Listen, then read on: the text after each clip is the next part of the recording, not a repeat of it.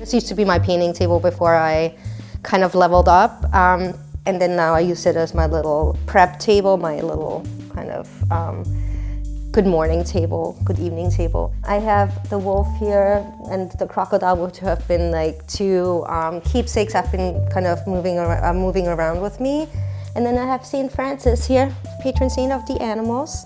So my friend brought that from Italy. So I have all these little things that, you know, I look at Rousseau in the morning sometimes because I'm working with a lot of plants and animals right now that are very magical and mystical and kind of, so I like to look at his greens, the way he sets up his paintings and all those things. They're kind of a big inspiration for the new body of work.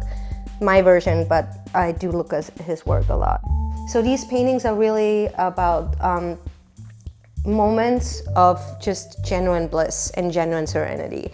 And a lot of my paintings are influenced by things like The Never-Ending Story and these kind of fantasies movies. So these are things that where puppetry was huge, and these, you know, fairy tale creatures that were coming to life were always seen on screen.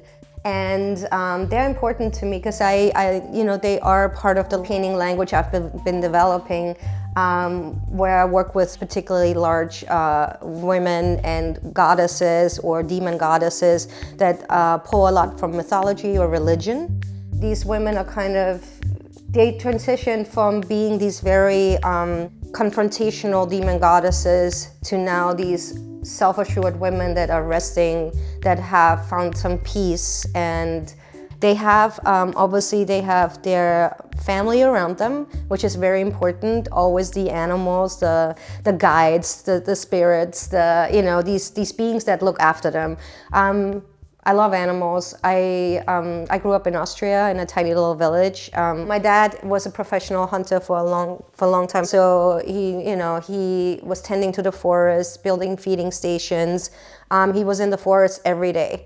He would be in the forest from 3 o'clock in the morning till often 6 o'clock at night. And he loves animals. And I've seen him literally walk through the forests with deers to left and right and feeding around him, and he's just like as if they were cows or something, or cattle, and he would just walk through those and be around them. And that to me was always an incredible picture of unison with nature and just magical moments. So I was surrounded always by forests and nature and meadows. So I realized that is very important to me. And in Brooklyn here, we have the Brooklyn Botanic Garden, and that is kind of my lifeline here. I got a membership there, and I go there to just not only relax and recharge, but also find inspiration.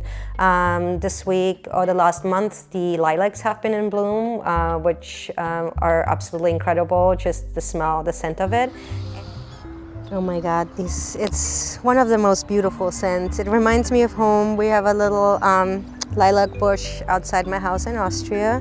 There's something calming and quiet and tranquil about them. I mean, they also represent tranquility, they represent innocence, they also represent old love.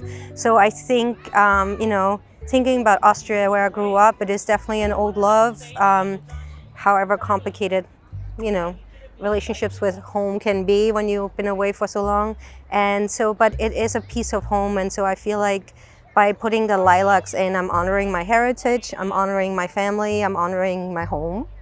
Yes, I'm lucky to be an artist, and I'm lucky to be creating things and paintings, not just things, but paintings and other worlds as I see it, because a lot of my paintings, I feel, for me, they are different worlds. They're kind of an escapism from you know, current situations, worldwide, globally, everyday life. And yeah, I love being an artist. It's hard as hell a lot of the time, but it's worth it for me, and it's my life.